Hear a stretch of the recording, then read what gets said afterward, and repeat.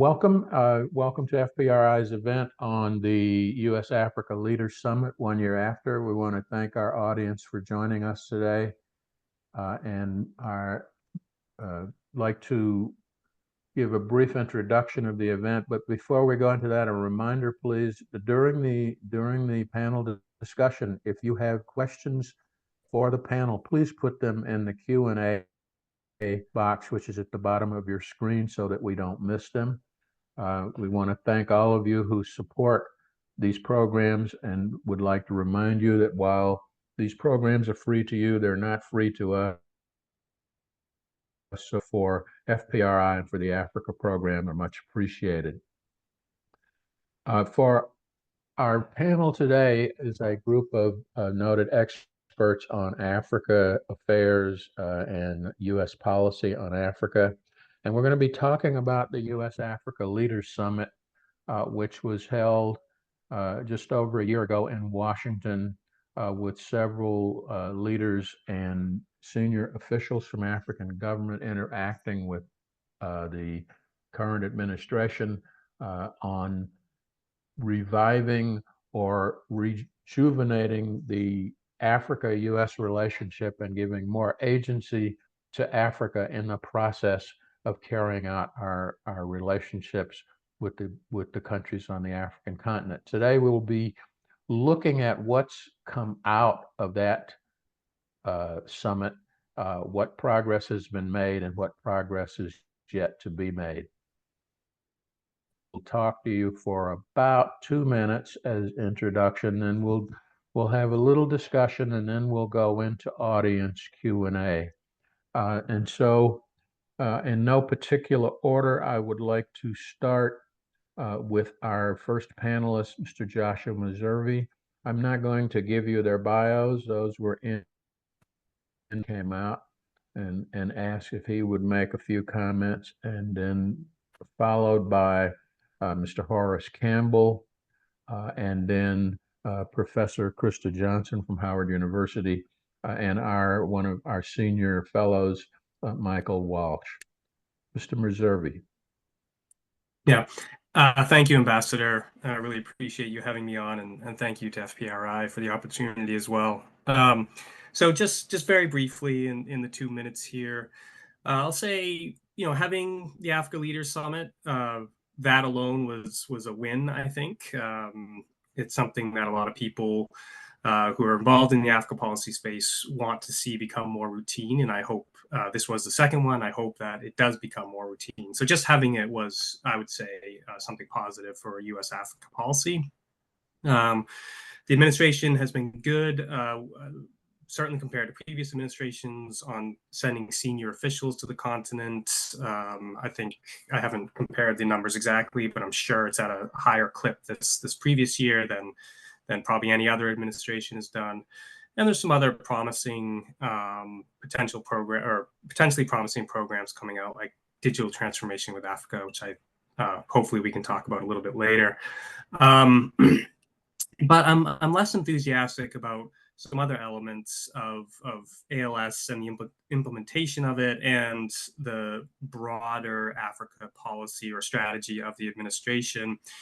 I think my fundamental sort of philosophical critique of the strategy and the approach is that, and we saw this at ALS, is that it was a lot of doubling down on policies that we've already been using that haven't really protected the American position in Africa. I think it's hard to find somebody who will say the U.S. has been doing great in Africa for the last 20 years. Yet this administration, like, the strategy was a very status quo document, and the ALS in many ways was a very sort of status quo operation. Now, again, it's unrealistic to expect bold, game-changing innovations from every single administration. You have to hit singles and doubles.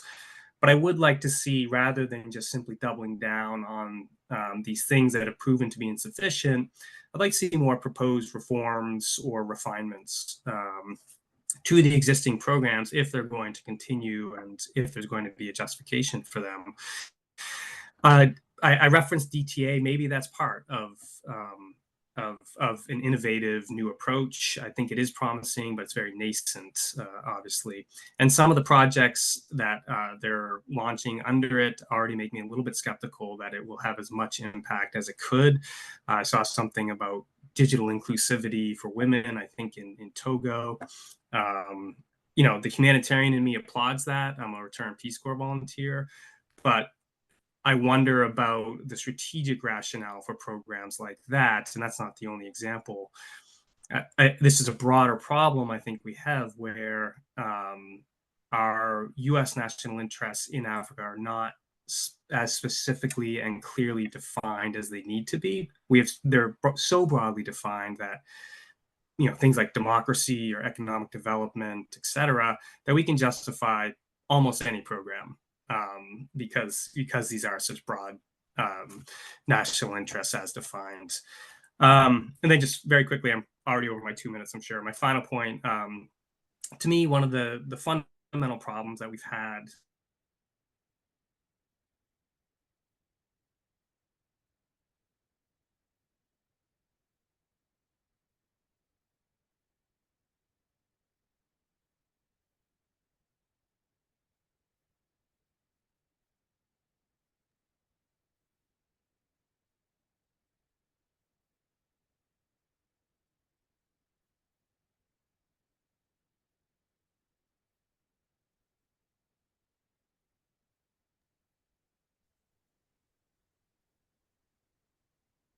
Meservey has frozen.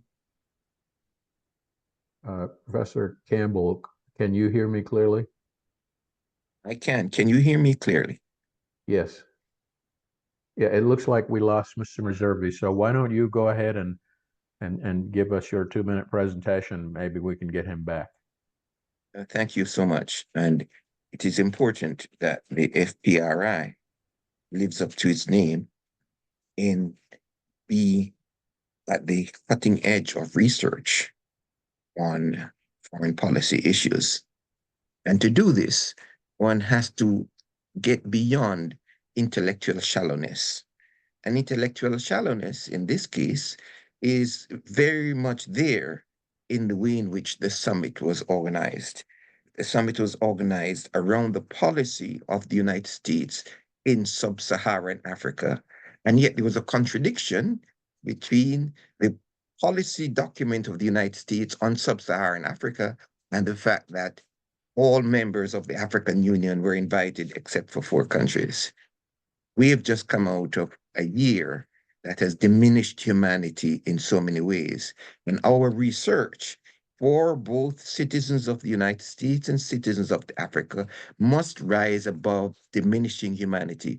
We've seen the shallowness in what ended recently, just last week, in the elections in the Democratic Republic of the Congo, and the fact of the silence of those who participated in this summit, who spoke about democracy and human rights, and the continuing loss of life of human beings in the Congo, in Sudan, in Palestine. So we've come out of a year where we have the diminishing of human lives in all parts of the world.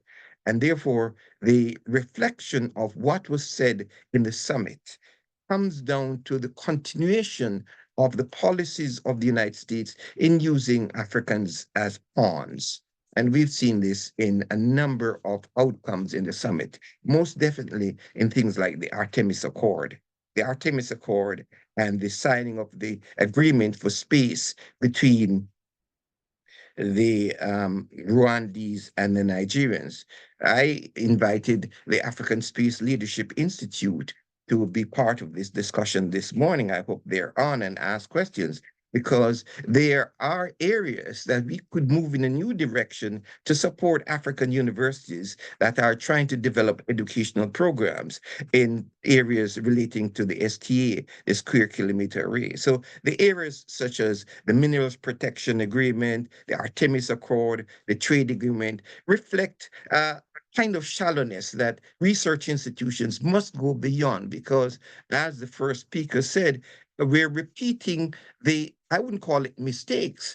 I would say we're repeating the ideas that have been embedded in the US policies since the United States relationship with the killing of Lumumba and the apartheid regime. And in order to turn a new corner, I think research institutions and US policy must move in a direction of dealing with the four main issues of humanity at the moment. They are, one, the environmental crisis. Last year was the hottest year on record. Two, the question of peace and demilitarization. Three, the infrastructure development in Africa. And four, the reconstruction of the African continent and how that would benefit citizens of the United States instead of the policy that is driven by using Africans as pawns in what they say competition with China. Thank you very much. Professor Johnson. Thank you. Thank you very much, Ambassador Ray, for inviting me to participate in the panel and for FPRI for hosting this. It's a pleasure to be here and to reflect on a year after the U.S.-Africa Leaders Summit. Just since you've given us 2 minutes, I'll just kind of, I think, throw out my big takeaway. You know, one of the things that I think was most rewarding, I guess, and I think a highlight of the U.S.-Africa Leaders Summit was the Civil Society Forum, and there was critique, obviously, of the U.S.-Africa Leaders Summit, but I think you know, one of the areas that that there was opportunity to build on was really when the summit tried to bring together and really make tangible this notion of people-to-people ties, which is very much written in the U.S.-Africa strategy that was put out in August of 2022. So the Civil Society Forum, you know, included the creative industries and created a lot of civil society groups, and there was opportunity for people-to-people engagement there.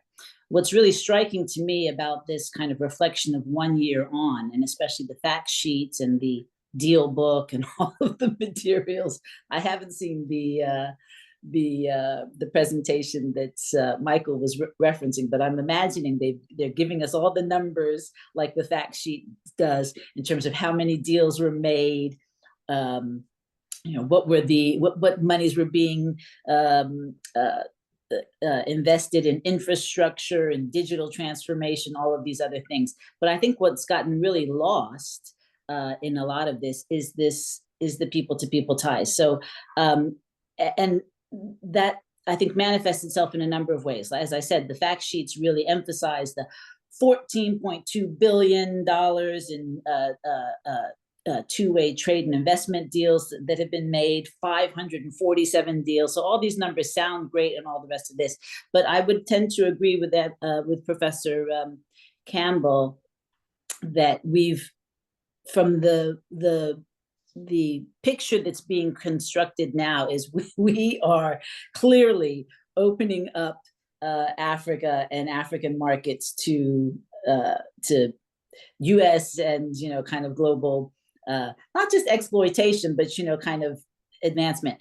What's really missing is is not just the humanitarian thing, but just what is the role of the people. I can go through, and I don't have this time for 2 minutes, but we can come back to this. Hopefully we'll go through some of the areas that we think that we're working towards, but how really what's missing there, I think, is this kind of people-to-people engagement. I'll just highlight one. YALI has been one of the most successful programs, or a very successful program for the US government, which is very much grounded on this notion of people-to-people engagement. And there's no mention in the one-year review. It was mentioned in the US-Africa Leaders Summit, but there's no mention in the one-year review in terms of how to build that program, what's the kind of next steps, the kind of evolution of those kinds of engagements, I will say. With regards to diaspora engagement, which was another big area that was emphasized with the US-Africa Leaders Summit, we do now have a 12-member council, advisory council, but they really haven't done anything yet. So there's not much to really report there. And then what is being reported is really these kind of opportunities, or these, I guess, efforts to facilitate partnerships between diaspora-owned or Black-owned small businesses here in the United States and with South Africa in particular. But that's really small. I mean, that kind of pales compared to all of these other big investments and big trade deals that are happening. So I wonder, my question is, where are the people? And then also the approach is, there's nothing different. There's nothing new to the approach. I absolutely agree with what others have said there. Just in all of these areas, we can talk about what's happened with regards to climate or climate investments and all of these things. And it makes you wonder, kind of if this is actually a new strategy and putting us on a new plane. I'll stop there. Thank you.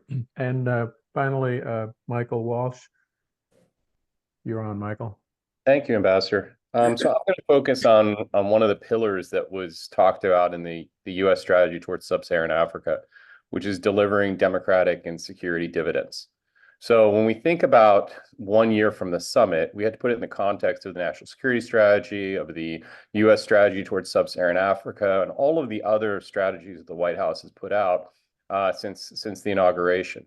And so when you look at it in that light, you start to have to answer, what progress have we made with respect to the strategic objectives that the Biden administration has put forth for Africa? And one of those strategic objectives is to deliver democratic and security dividends across the continent. I think when you look at that specific objective, it's been a very difficult year for the United States in Africa. I mean, we have sort of a selective application of who we're pressing on human rights, corruption, and other bad behavior on the continent. So there's been a lot of, obviously, media coverage of the U.S.-South Africa relationship and what's happening between the U.S. and South Africa. On the one hand, South Africa and really Southern Africa is one of the strong points for democracy on the continent. So if you look at it from absolute numbers, it looks good. I mean, you look at Democracy Index, you look at where they stand, that part of the continent, it looks really good. The trajectory is a little bit different. And when you look at things like Afrobarometer and support for democracy and just a lot of other things that are happening, then it becomes a much different story. But the U.S. has made a decision over the last year to take a much more sort of, I wouldn't say confrontational, but it does feel that way sometimes, approach towards South Africa on the basis of national interests. And at the same time, though, the U.S. is taking a different approach with other countries that are way further down the democracy index, like Angola. And that has to do with infrastructure, and it has to do with development, it has to do with economic opportunities. And so it's not a question of which is right or which is wrong, but this gap between where we press on human rights and corruption and where we don't press on human rights and corruption is becoming a more obvious issue a year after the summit than it was when the summit happened. And I think that's going to cause complexity for the administration over the course of the next year and trying to figure out a way to deliver democratic and security dividends and do it at the same time, because there's a tension there between democracy and security. There's a paradox that exists on the continent in many different places. And we saw this with the coups, and we saw it with the civil conflicts. We see how the U.S. looks at Djibouti. I mean, we rarely even talk about Djibouti in think tanks and academia. I mean, Djibouti is where the permanent U.S. military base is positioned. How often do we actually talk about Djibouti? We talked about Niger a lot after the coup happened. How much do we talk about before the coup happened? We talked a lot about Uganda in the last year and what happened with the AGOA. AGOA has been sort of framed as the cornerstone of the U.S. Engagement with the continent on the economic front. AGOA is in crisis. I mean, South Africa has effectively made the decision that, they're going to pursue a foreign policy that's in their interest, which clearly undermines U.S. national security and foreign policy interests. There's no doubt about it. And that's one of the criteria to remain in AGOA. And South Africa has made the decision that, it's in their national interest to do other things, and that AGOA isn't going to constrain their decision making. So the question is, what does that do with AGOA? And what does that mean for the future of AGOA? I mean, the administration has tried to use AGOA as a tool, a coercive tool against Africa. And it's, it got a lot of credit for that in the short run, but in the long term, is that a good idea? And what are the implications going to be? That's a big question. So I think when you look at the progress on corruption, you look at the progress on democracy, you look at democratic backsliding, you look at all of these things, when it gets to the delivering democratic and security dividends, it's a really hard issue for the administration. And they're going to have to, really analyze how they do deliver on democratic and security dividends. And I'll end with, in fairness to the administration, the intervening variable of the Gaza conflict was a big deal this year. And that had a huge impact on their engagement across the continent. It's going to have a huge impact on their engagement for the next year. But even absent that intervening variable, it's very hard to see there's an internal tension that exists within the administration's approach from day one in trying to do democracy and doing security. And they've struggled to figure out a way to do that and to be able to deliver on both fronts. And especially after the Niger coup, we saw Judd's comments in the Financial Times where he talked about the U.S. is going to become much more pragmatic. I think we're seeing a turn towards security and away from democracy in our engagement on the continent. And so it's a much more prioritization towards the security front a year later. Thank you, all of you. Very interesting comments. Listening to the four of you, a question comes to my mind. I agree. There have been a lot of high-level visits, and that's a good thing. It helps in building good relationships to have this. But the question that comes to my mind is, what have we done in the year since the summit, concrete in terms of you talk about the democracy dividends, and that's great. But what about some of the other things like helping the African countries to build their economy so that they can take better advantage of AGOA, those who were granted AGOA privileges, or to address some of the other compelling issues such as the impact of climate change? What do you see as concrete achievements in the year since the summit? And let's start back at the beginning. Josh, what's your take on that? Yeah, thanks. It's a great question, and it's one I've been watching these developments with interest. So the one that the administration will talk about a lot is the Lobito corridor, which is a transportation corridor linking DRC and Zambia to Lobito port in Angola. And now, obviously, it takes longer than a year to get a project of this type going. So this has been in the works for quite a while. And it's a little hard to suss out, did this project happen because of things that happened at the Africa Leaders Summit, where there was an MOU signed between DRC, Zambia, and the United States on critical minerals, and then Lobito was seen as sort of the implementation of that. Or maybe this project would have happened without the ALS ever occurring. So it's a little hard to suss that out. But I do think the corridor is something, a substantive piece of infrastructure that people can point to. But I think the premise of your question is really, really important, because when you ask around on the continent, you ask both just your average African or your African leader, what's your number one concern? And it's almost always jobs. Like, that's almost always going to be the response that you're going to get. And there's very sound economic reasons for that answer.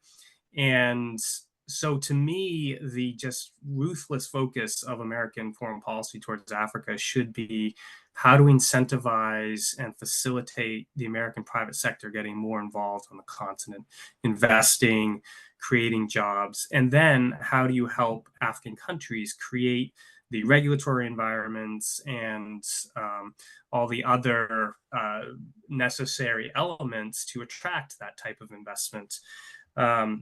That is, I think, what Africans really want out of partnership with the United States.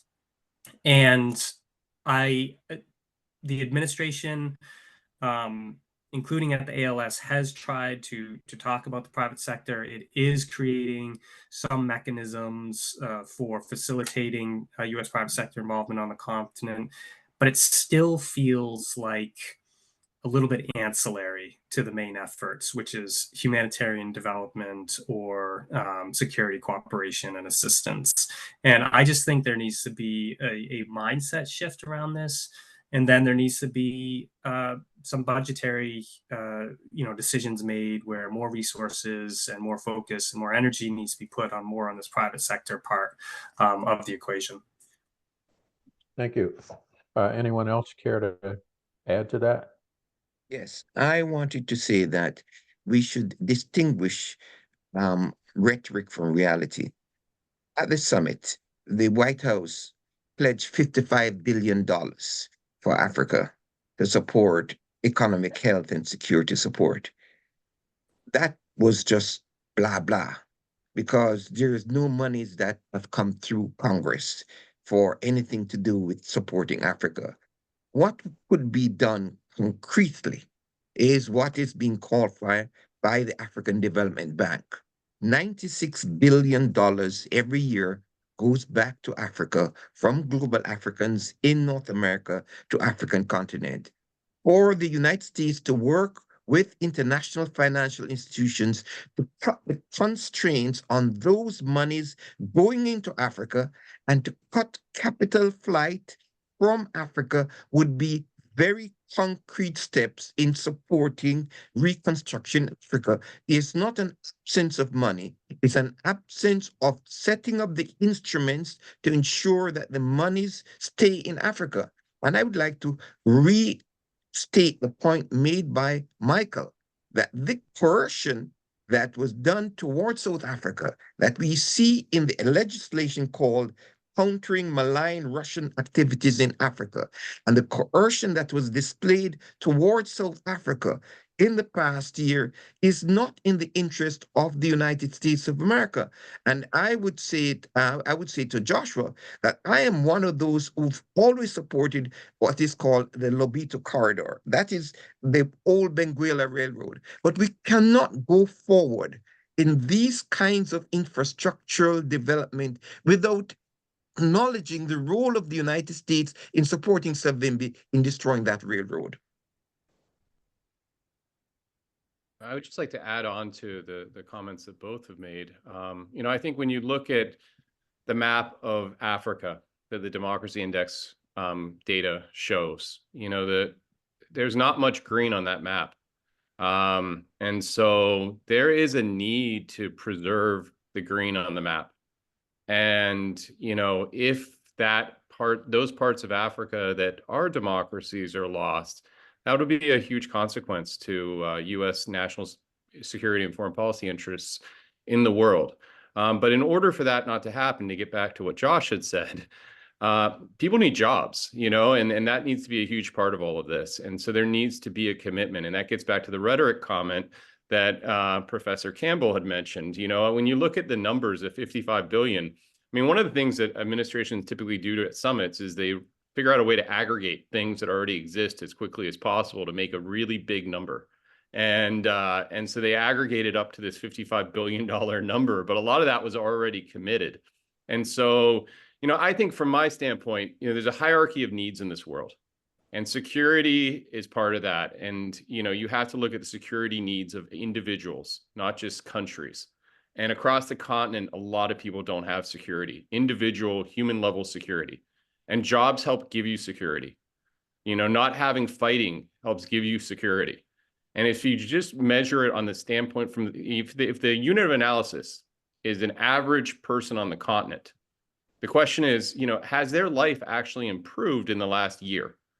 And were there things that could have been done, the US could have done to help to improve the lives of an average person on the continent over the last year? I think those are the two sort of important criteria that we should be assessing US policy in the region. It's not just from the interest of, our own security interest, because in the long term, if the continent continues to turn red and orange, or, redder, I guess, on the corruption index, on the democracy index, on all of this, and if more and more relationships keep getting built with, actors who are major power competitors of the United States, then that's not going to be in the U.S. national security and foreign policy interest. I would just add, sorry, I would just add, I mean, I think that there, the administration has touted a couple of, concrete things. I mean, in the area of governance, right? We've put apparently like 100 million into defense governance, right? But I think, I mean, for me, that's vague, but I'm assuming that then that's going to governments. But the question then also is, how do we support? There's nothing in the analysis or evaluation of the summit that talks about supporting civil society or supporting kind of democratization efforts at the grassroots. So it just seems as though we're kind of the focus again is to kind of build up this kind of securitization kind of structures and mechanisms in African countries, but without actually I mean, I also am, I think wary of assuming that somehow is going to bring security and stability and certainly kind of promote democracy. Another example as well is, I mean, some things have come out in the area of digital transformation. They talk about these new data centers which have been established in Ghana and in Kenya. With regards to infrastructure, I think they talked about a community in Nigeria that's being built. So there's a few, but those are the small pickings, I mean, I think, right? And then they talk about these big deals, but it's very unclear, not just to me, I imagine to most people on the African continent, of how those deals are going to then translate into jobs, right? Which is exactly what people, need and want. And also just kind of improves, living or lifestyles. So, and I think, well, I'll stop there because the other one goes on to, with regards to AGOA and AFCFTA, but I'll stop there. Thank you. An interesting point or thought came to me as you all were talking, this issue of security versus democracy and jobs. I mean, what I've been looking for is some indication that the intersection of all these is being considered. For example, we talk about security versus democracy. Yes, you need security, but if the focus is purely on security and not on the underlying causes of insecurity, what's being achieved? I mean, we do military assistance and security assistance to fight extremist groups, but where are the programs that are addressing the issues that gave rise to those extremist groups in the first place? And how do you think the Leaders Summit and the Africa policy writ large is? Why don't we start with you, Professor Johnson, since you didn't get to finish your last comment?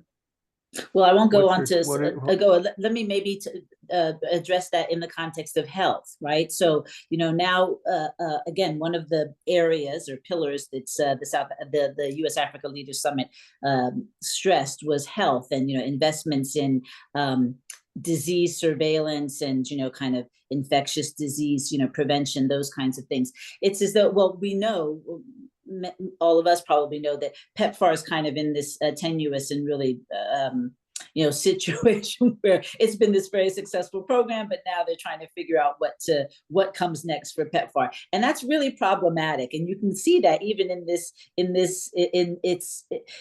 kind of revamped approach to health. It's a health security. So I'm relating that to, again, your issue of security, right? It's as though we didn't learn the lessons from PEPFAR. PEPFAR ended up being a very successful program for the United States. As really a goodwill, and generated a lot of goodwill on the African continent, certainly in Southern Africa, right? And it's as though we didn't learn those lessons, because now what we're doing is investing in kind of this kind of high-tech disease surveillance, the Africa CDC. Not that those investments don't matter. I mean, I think they do, but they have to be tied to people have to understand and see the benefit of those, right? So just kind of having high-tech surveillance, it's as though there's a kind of a disconnect in terms of, and we haven't learned the lessons from the successful programs that we have, PEPFAR, YALI, et cetera. I would want to add to that Ambassador Ray, we would have to ask, what do we mean by security? Security for who? Security for what social classes in society? What is the real basis for security in African societies? And those African societies that are working towards peace and reconstruction, what is the role of the U.S. Africa Command in creating and fomenting violence along with France in those countries? We've seen this in Mali, Burkina Faso, and Niger, where the people have moved against France and say they find having more security, getting rid of France and the US Africa Command. So we either listen to the African people who say, we do not want the military, we want cooperation in areas of health, food, environment, and not military and more troops and investment in the military in Africa. Yeah, maybe I could jump in on that point, because yeah, I mean, what's going on in West Africa and Sahel is obviously complex with France getting kicked out and European countries following, and but it is also true that there is a profound security threat in the Sahel, and I think the U.S. approach has been inadequate, clearly. But these security threats are killing many thousands of Africans and displacing millions more. They are on the march. I think that the countries that have kicked out the French may have cause in a few years to potentially regret that decision. The Russians are not going to turn the tide against the terrorist movements in places like Mali, but the Russians are extraordinarily brutal. We've seen how they operate in places like Ukraine and Chechnya, and they are essentially trying to transfer that model to Africa, and it will eventually fail. You can only kill so many people, and their sort of scorched earth policies are going to fail. And then I think it's very possible that, like I said, even the average person might think back to the days of the French presence for all the problems. Like, I am not defending the French presence, right, in West Africa. But I think that the challenge for AFRICOM is that these conflicts do affect American interests. So the U.S. does have an interest in trying to suppress these violent actors. But without a legitimate local government partner, there will never be a long-term solution. We learned this, we should have learned this in Vietnam, we should have learned this in Iraq, we should have learned this in Afghanistan. We have the exact same situation now in a place like Mali, where Bamako has very little local legitimacy. It's deeply incompetent. It's feckless. So there's only so much any foreign partner can do when you don't have a legitimate, competent local government partner. So that's the challenge that I think AFRICOM and other countries are, and other militaries from other countries are facing. How do you suppress violent organizations that threaten your legitimate interests and threaten your local partners and kill a lot of locals, with the fact that what you can do is insufficient?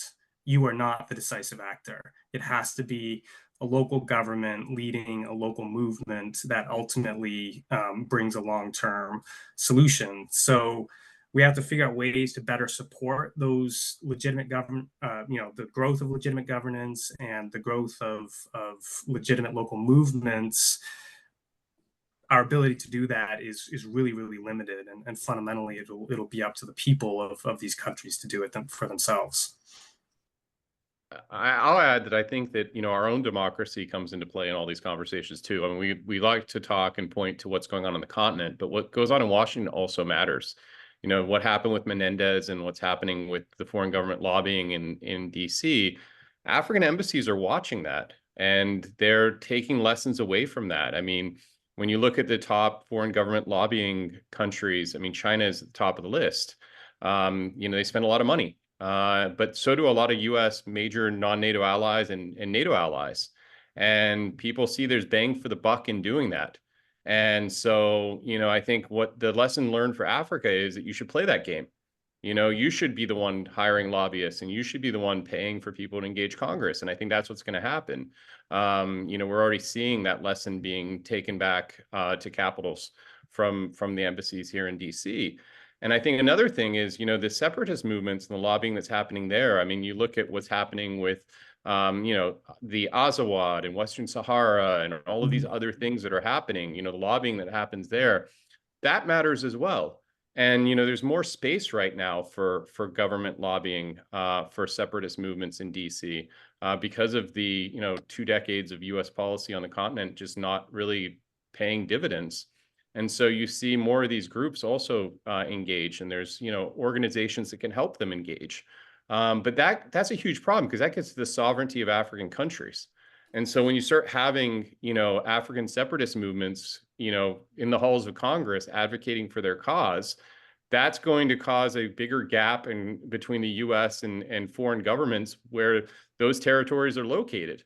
So I think that, how our democracy operates and these decisions about, is it good to have this level of foreign government lobbying in the US? Is it good to have so many separatist groups, walking through the halls of Congress, advocating for their cause?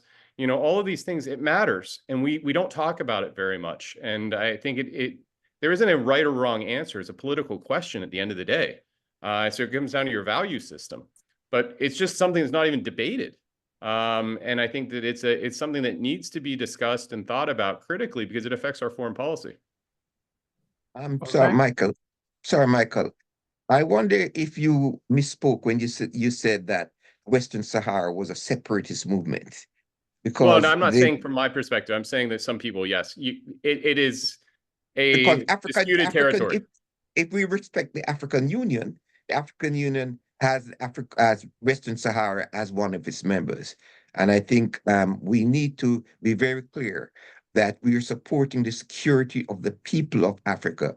And come back to the point that was made by Joshua, in the clear case of the Sudan, where the peoples of the Sudan have worked so hard to get rid of the military and the 2 military factions that are fighting, the United States, Saudi Arabia, the United Arab Emirates work to stop the peaceful transfer of power that has been set in motion since 2019 by the peoples of the Sudan.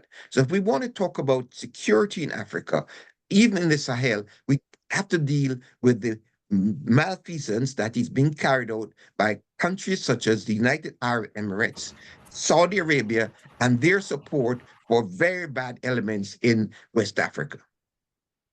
Thank you. I would like to get to some of our audience questions. That's an interesting discussion there that could probably be worth a panel discussion all on its own.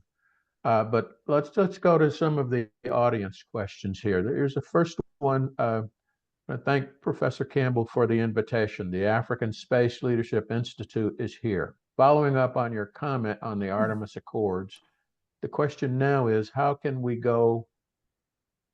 can go beyond mere signing of the accords now signed by 3 African countries to a visible and tangible participation in space utilization as well as space government. I welcome that statement, because if the United States universities, institutions of higher learning, and research institutions collaborate with organizations such as the African Space Leadership Institute and dealing with questions of education and space technology and digital development in Africa, we'll be doing concrete work of strengthening relations between the United States and Africa. Okay, thank you. Next question. There's never been a public breakout of the $55 billion African Leaders Summit pledge. How do the panelists assess the implications of this with regard to taxpayer and governance transparency and the ability of analysts to evaluate relative success with regard to the administration's stated policy goals and pledged deliverables, regardless of one's views of the relative merit of the underlying goals? Who would like to take a stab at that one? I'm happy to jump in. Right. Yeah, this, Nick has put his finger on a problem here, and that is how do you do a really rigorous assessment of follow through on pledges when it's murky. The funding questions, as Nick laid out in his question, or the funding sources, I should say, are murky. And I think in our opening remarks, someone referenced that a lot of the money is repackaged, and I think that is accurate. There was a panel where a U.S. government official, and I even wrote the quote down, but now, of course, I can't find it. But he did say essentially that at least some of the money was coming from existing, budget resources. So that just means moving money around. So in that sense, there's no, impact on the tax situation for ordinary Americans. The administration, I think, is asking of Congress for extra new funding, and obviously that's Congress's role. Like they are the ones who can appropriate. So that would be where we would see impact. I know Nick knows all this. That's where we would see any potential impact. So I think that's where we're going to have to watch very closely to see, okay, is the administration successful in convincing Congress to appropriate new funds for some of these initiatives, or is it going to continue to be a type of shell game where they are just, and I don't mean shell game in the sense of trying to be deceptive, but in the sense of having to move various things around in the budget to realize these commitments. So I think Congress is where we'll need to focus to see if some of this is going to come to fruition. Thank you. Next question. This is a great panel. AGOA needs to be set aside. It has benefited very few countries and has not been transformative. What would be another more effective way of building trade and therefore create more jobs in Africa? So I will take that if nobody else wants to jump on it first. And I think Krista probably has a lot to say as well. So Krista, are you planning on addressing that? So I can let you go before me and then I'll follow up.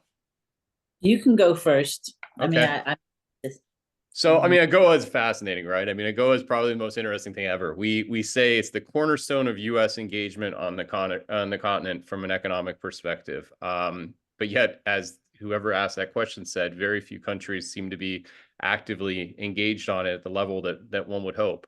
The one country that has been super active engaged on it is South Africa, and South Africa is effectively walking away from it.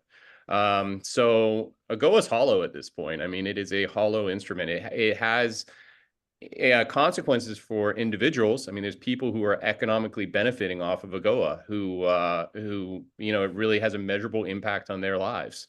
But when you look at it as a continent-wide engagement strategy, if South Africa ends up walking away from it or gets thrown out of it or whatever ends up happening, it's a big question of what is AGOA? What is AGOA without South Africa? And you hear people say all the time that AGOA is not about South Africa. It's not about one country. It's not about 5 countries. But the numbers kind of portray that it is only about a couple countries when you look at it at the aggregate level.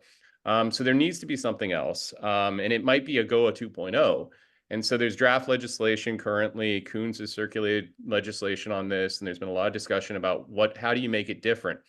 But there's a tension. There's a tension in the administration's policy, and now there's a tension within AGOA too. In AGOA, you have one criteria says that you can't undermine U.S. national security and foreign policy interests. How do you judge that? Like, where do you draw the lines? What is the objective criteria on which you base that on? Especially in a world of major power competition, especially in a world of non-alignment, especially in a world of all of this. How do you judge that?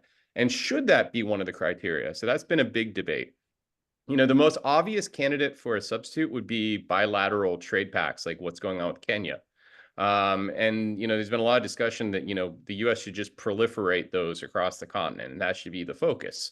One of the challenges with those is A, they take a long time, and B, they get negotiated by political actors, and so they don't always realize what people want them to realize. And in Kenya's case, the trade pact, it's been a long process. It's not a simple, quick solution. So, if we're going to go down that route, it's going to take decades to get to the point where we actually have something that's on scale. So I think that the big question is, do we salvage AGOA? Do we create a new AGOA? Do we reform it? And how far do we reform it? And if we don't, what are the other solutions? And what's the gap? I mean, if we're going to go with this like bilateral trade pacts, that's going to take a while. So what are we going to do in the interim? Krista, you have anything to add to that? Not much. I mean, yeah, I think, I mean, I would agree with that in the sense that, I mean, I think also, from the AGOA forum that took place in South Africa in November, there was a clear, message from African countries that they actually wanted the renewal of AGOA, but they don't want, what's problematic is the US tying AGOA to our, democracy and human rights kind of markers. And so you have a number of countries or several countries in the last year, which and in order for AGOA to really be better integrated into AFCFTA, which is, I think, where the focus of the continent is in terms of economic development and should be, it can't continue to kind of have these, kind of strings, or, kind of create these strings for African countries. I think that there is, though, I mean, and absolutely right, kind of we can debate, kind of the success of the program, but there is also opportunity to build these kind of downstream value chains. And South Africa, kept making that case, but I guess now is kind of, decided, forget it, we'll do it on our own. But because South Africa is a good example of that, right? Where, I mean, its auto industry can rely on, copper from Zambia and, this, leather from Botswana and, and other things. And you can create a value chain which actually would support the efforts of the AFCFTA to kind of build these, kind of integrate the economies, right, of the regions.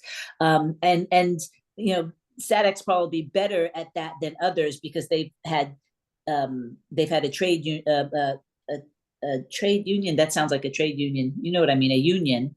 What is that called? A union, economic union for a while now. So it's easier for them to do that. But I don't think that the I mean, an option is sure to do bilateral trade agreements, but I think that that's going to be that's not what the continent wants, and I don't think that that's going to be a short term. That's in the short term. I think that would be very cumbersome to set up all of those.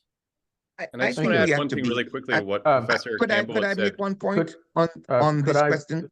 Could I cut you off because we do have several other questions. Okay. This is very interesting, but I don't want to deprive people of answers by getting too much into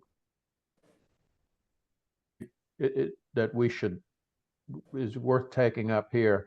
And it's to all of the panelists. How significant is Russian propaganda in those countries where military coups have taken place, and how much has the West managed to neutralize this propaganda in the years since the summit?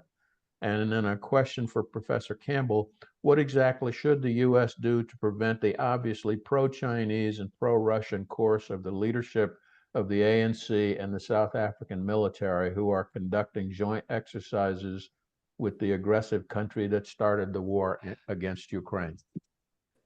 Okay, you're already up, Michael, so you want to take a quick stab at that and make a brief answer, and then we'll go to Professor Campbell. I mean, I started just with the observation that the U.S., in the think tank discourse, the administration, a huge focus on Russia, and it's been a big focus. You see this in the discourse, but China's there, Iran's there, other countries are there, regional powers like UAE and Qatar and Saudi Arabia. It's not all about Russia.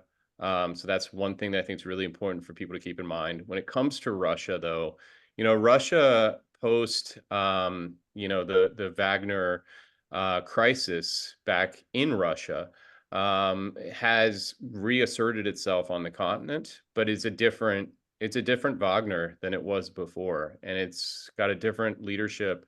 And I think that's a question that I don't think any of us can really answer. There's not a lot of transparency around what's going on. And it gets to the point that I think, we haven't addressed, which is that there isn't a lot of transparency on what's happening on the continent. And we need that. And we need to ensure that there's more information in the public domain so that people can make informed choices about this stuff.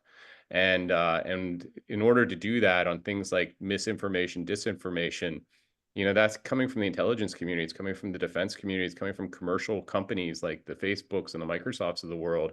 And that information needs to be out there and discussed. And I don't think there's a lot of good knowledge on which to base our opinions. Professor Campbell, you want to take a stab at very Yes, briefly answer that question? Yes, I think one of the first things we have to do in this country is to respect the intelligence of Africans, that Africans can make choices for themselves, and that the fact because Africans have diplomatic, trade, commercial relations with China or Russia or India, that does not mean that Africans are subject to these countries. I remember 40 years ago when they were saying that if the ANC comes to power, Russia will dominate the South African economy because the ANC got assistance from the Soviet Union. I think it's a disrespect for the Africans to present the question of China and Russia to them and not looking at their own interests.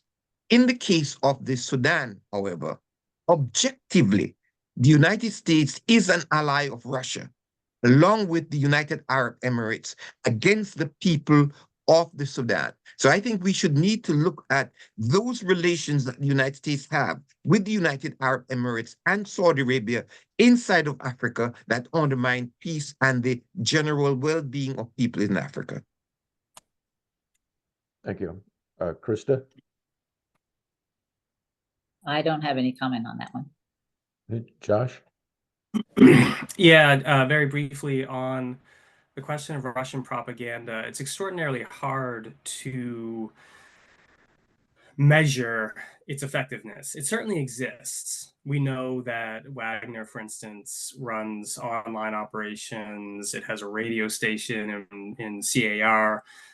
When the coups occurred, there were these crowds of people waving apparently freshly made, sort of pristine looking Russian flags. Well, where did those come from? They're pretty unlikely to just be laying around Bamako, right? So we know the propaganda efforts exist, but again, measuring its effectiveness is really, really difficult because these coups happen for many complex reasons. And I want to really emphasize this. Fundamentally, they happen because the coup leaders have made a selfish, violent decision to take power. That is why coups happen. Every time there's a coup in West Africa or anywhere in Africa, there's a lot of conspiracy theories around foreign involvement or et cetera, and we know there is foreign meddling, of course, on the continent and et cetera.